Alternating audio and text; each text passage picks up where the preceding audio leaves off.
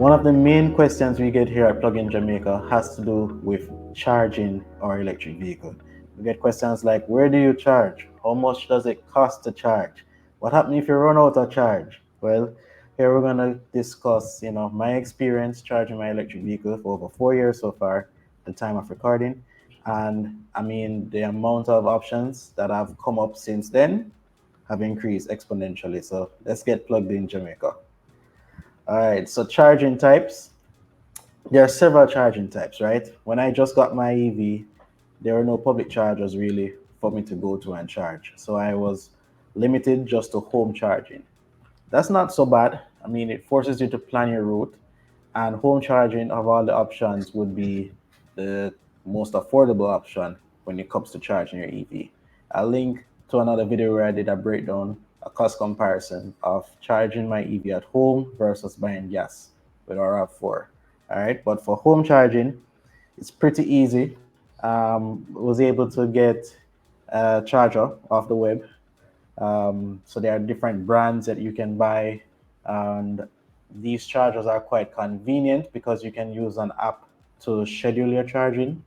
You can say you only want to charge it to 80% or 90%, which is good for preserving the battery health.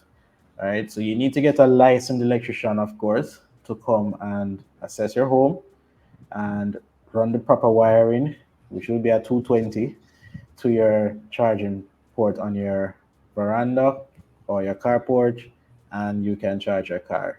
All right. I've had mine for over 4 years and no problems. All right. So Howie, I don't know what's your charging experience been like at home. So for me, my charging experience is roughly just very similar to yours. I have a charging station from 19 and I've had multiple electric vehicles working with one charger. So for me, charging at home is much cheaper than charging out in the public space here in Florida. And to in comparison to paying for gas, I pay almost one third the cost in comparison to gas when I charge at home. Because for me, my rate here in Florida is like 14 cents a kilowatt, which is really low. So to charge, let's say, the equivalent Nissan Leaf would be a second generation Nissan Leaf will probably cost me less than like $9 to fully charge it, and Yeah, that would give me probably about 220 miles of driving range. So yeah, at home charging can't be beaten. can't be beaten. And it's crazy the amount of savings and the control you have over your spending. Yes. Later in this video, we're gonna show you how you can make it even free at home. All right, so stick around. And we won't even mention, guys, the level one charging that you get with the cable that comes with your car. I mean, I'd use that only in case of an emergency. When I just got my car, I had a few. Yes, Oh, we we do. had a few when he came to Jamaica. You, I had to use a charger in Portmore at a you, friend's house. you. It's basically trickle charge in the car. Takes very long, but good to have in case of an emergency. Oh, you want to say anything on that experience? Or No, you I don't. I'm good. Really, run out of charge in a Portmore. I have to find somebody just I could plug in for a little bit and then drive halfway to Rockford before everything disappear off of the screen, and then we have to keep driving until we have about what 10 kilometers left. But yeah, we did yeah, good. man, driving on prayers, man. There you That's go with that. always, But hey, what it work? It but work. that's not the experience today, guys. That's It's trust not- me. You almost every turn now you have an opportunity to charge, and Yeah. we will show you on the map later on. Right. So apart from home charging, you have the public chargers now, and the main two players we have in Jamaica are Evergo, Jamaica, and you also have Charge and Go, which is run by JPS. Now they both use apps, and they're quite convenient. Evergo has the majority of chargers across the island right now, right? And they have been rolling out chargers, put them at convenient spots. And I know they have taken the time to think it out, and it's really convenient now, especially in Kingston if you want to charge. All right, but they're all over the island. So there are different types of charging ports that they accommodate. And again, I'll link you to another video we did here talking about different charge types. So you need to know what type of car you drive and which one of these providers will support the charge port that you have.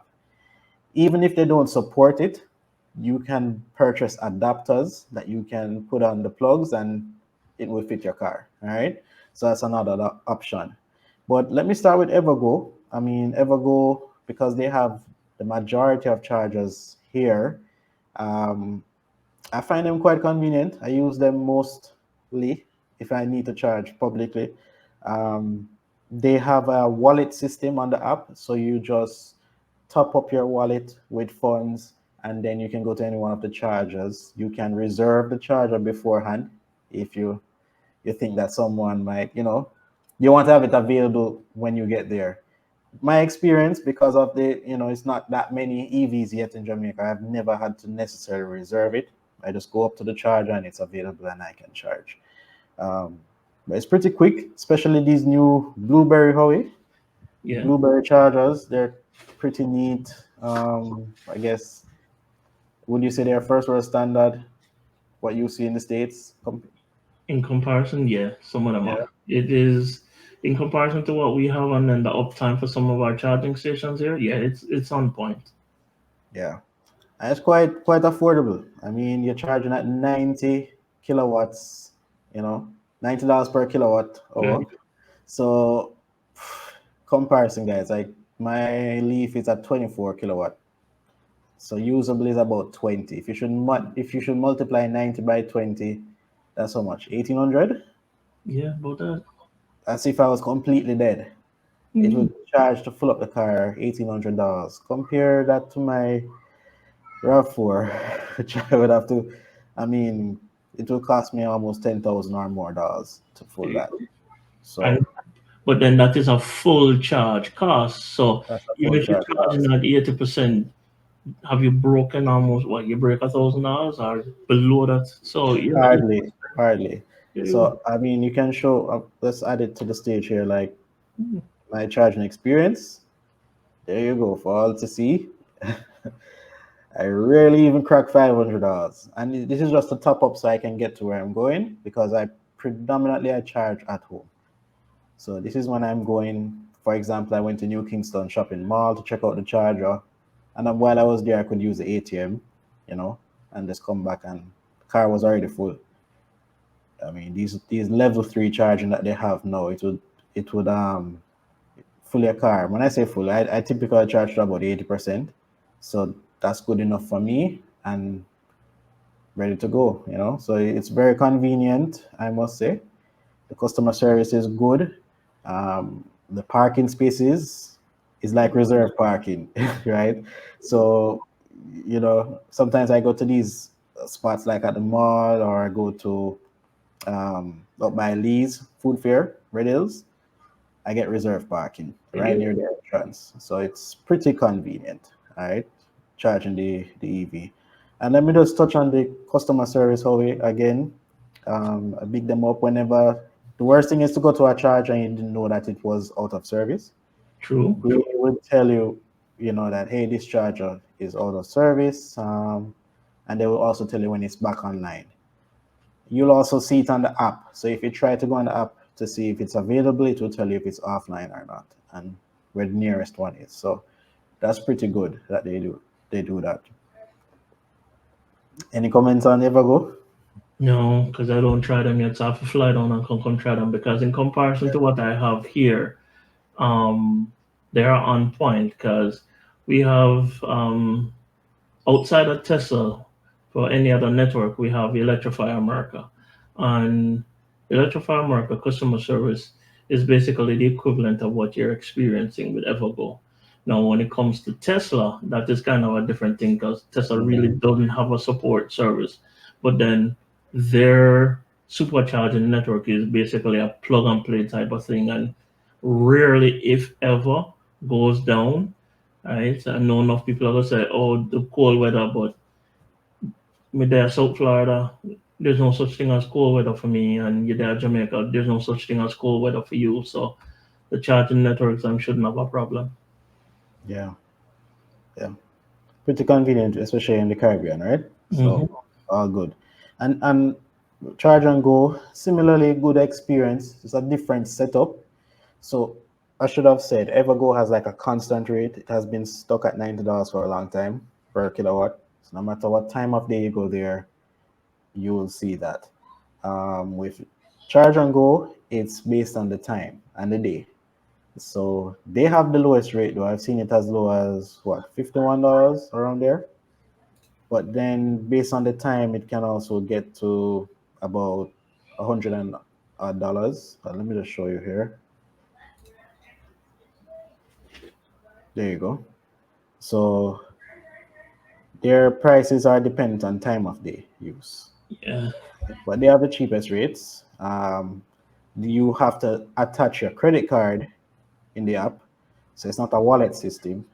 I prefer the wallet because I just top it up when I need it. But this one, you attach your credit card and they deduct from it at the end of the month. So you don't pay at the time of use. It takes a lump sum based on what you use for the month, similar to how you pay a light bill near the at a set date in the month. So that's if you prefer that system, it's there. And again, it depends on the charge port on your vehicle, if you'll be able to use these chargers or not. They're not as widely available, but I mean, the one at boot service station has saved me. Every time I go there, I need to charge, come back, it kicks down. Yeah. So it's pretty convenient. There are convenient spots. The one on Trafalgar Road I've used, that's near to Spanish Court Hotel.